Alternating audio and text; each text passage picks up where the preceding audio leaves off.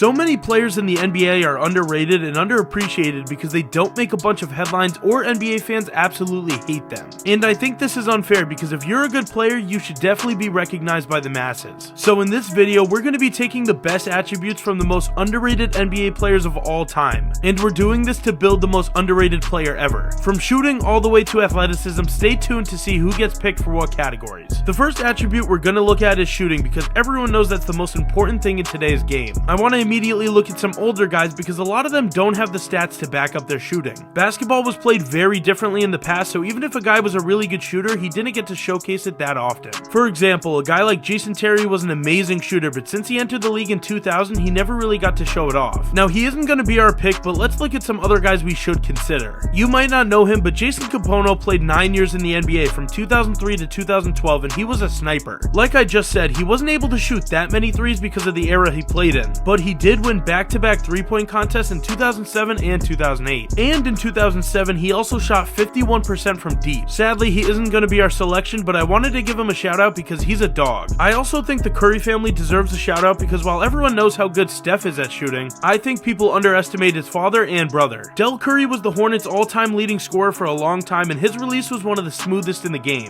And even though Seth Curry never really found a place to settle in the league, he was one of the better journeymen for a while, and shot over 40% from three on multiple occasions. Since they have the Curry name, I can't say they're the most underrated, but they're definitely underappreciated. So the player shooting skill that we're gonna take is Joe Harris. Don't get me wrong, people know who he is, but I don't think they realize how good at shooting he was. His career three-point percentage is 44%, and he led the league twice in that stat category. Keep in mind that this is during the same time period that Prime Steph was handing out buckets. So to lead in a stat that involves shooting when he's in the league is really impressive. Now that we got Harris's shooting, our next category we're gonna be looking for is speed. Everyone knows that De'Aaron Fox and Prime Russell Westbrook were speed demons, but I'm looking for guys who had sneaky speed and that people don't talk about. One guy that I want to mention, even though he gets a lot of hate, is Ben Simmons. He was insanely quick with the 76ers, and this is impressive because he's 6'10 and weighs 240 pounds. He might have been a little lighter during his days with Philadelphia, but still, he was sneakily quick. For this category, I think we're going to lean towards a smaller, more underrated guard, and I'm between two names. The first player is Patty Mills, and if you're a casual NBA fan, you might not know who this is. Mills is a journeyman point guard that played with the Big Three in San Antonio, and when I say this guy is fast, I mean it. Apparently, when he was younger, he broke some state records for running, and when it comes to NBA speed, it makes sense why he's fast. He only stands at 6'2 and weighs 180 pounds. Now keep in mind, he's 36 now, so he probably isn't the fastest anymore, but in his prime, he was very speedy. And the other guy I want to talk about and actually select for this category is Ty Lawson. He was another point guard who constantly had a new team, and I'm not gonna lie, he's one of the fastest players I've ever seen. He was even shorter than Mills at 5'11", and even though he weighed a little more, he was still very fast. Lawson was also a hooper, averaging 18 points per game during one of his seasons and dishing out assists left and right. Nobody seems to talk about him, which is why he's our pick for underrated speed. Now that we have our shooting and speed, we need to pick a build for the most underrated player ever. People say guys like LeBron James and Giannis Antetokounmpo have the best builds for the NBA, and honestly, I can't really argue with that. One big question to consider for this one is either picking a build like one of those guys or going with a build like Michael Jordan and Kobe Bryant. Those guys were 6'6 and very athletic, which had a good balance of height and weight. I'm gonna choose to go with a build like Giannis since our guy already has great speed, but the question is, who should we look at? I was thinking of Kawhi Leonard, but since he's only 6'7", I know that's crazy to say, I'm looking at a guy who's a little bigger. And that's why I landed on Blake Griffin. Griffin is 6'9", 250 pounds, and if you watched him play, you'd realize why I chose him.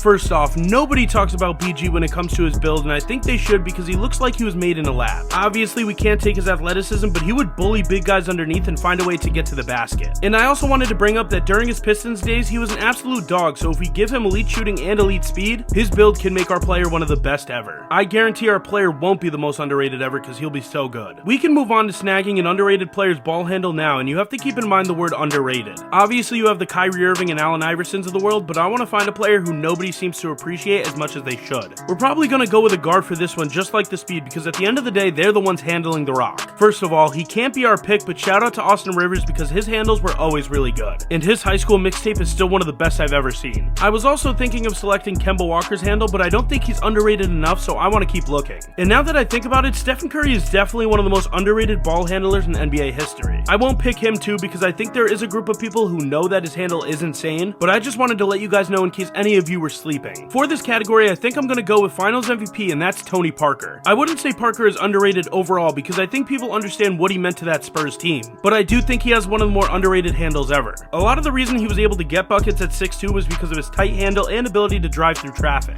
Let us know in the comments below who you think is the most underrated ball handler of all time. The next player attribute we're looking for is probably one of the most important, and that's defense. I would say we already set up our player for an amazing offensive game, so we have to choose his defense carefully. And I would say this is one of the harder choices to make because there's a huge list of defenders who never got the praise they deserve. Shawn Marion was a dog on that side of the ball, but he never ended up making an all-defensive team, which is a little wild. Then you also have a guy like Kevin Durant, who was never a lockdown defender, but he was always a guy who could swat shots and switch out on the perimeter. Evan Turner was clamps on any guard near the three-point line, but I feel as though NBA fans do give him some praise. And I also think someone like Jermaine O'Neal could be considered because he was great at defending the paint. But at the end of the day, I'm gonna go with Andre Roberson. He only played 7 seasons in the NBA, but he was pretty atrocious on offense, so it's actually impressive he was around for that long. People know that he's a good defender, but I still think his defense is underrated because he has no accolades to show for it. He finished 5th in DPOY voting in 2016, but besides from that, he doesn't have any defensive teams. I think he should definitely have at least 1 or 2, which is why this guy gets the nod for our underrated defense. The league has seen some insanely talented passers, and people love to watch highlights of Magic Johnson and Steve Nash creating wonders from nothing. But what about the guys who do the same thing with 10 times less praise or recognition? Obviously, guards are usually the passers, but there are some very underrated bigs when it comes to playmaking throughout league history. For example, Arvydas Sabonis was a wizard with the basketball and made some passes that guards wouldn't even think of. We're not picking him because I think he's gotten a lot more attention since his son DeMontis is playing now, but he's still way up there. I will admit that there's more guards though, because I could name a bunch that deserve more recognition. Jose Calderon was fundamental, but used that to his advantage, finding passing lanes and doing some crazy stuff with the ball. The same goes for guys like Andre Miller and Ricky Rubio, who were a threat to create offense at any time. But for this category, I think there's an answer that everyone can get behind if they know ball, and that's Scott Skiles. Back in 1990, Skiles dished out 30 assists in 1 game, and he still doesn't get talked about amongst the best passers ever. He averaged over 5 assists per game in 5 different seasons and really helped out that Orlando offense in the early 90s. And that's the exact reason he's our pick for most underrated passing and playmaking.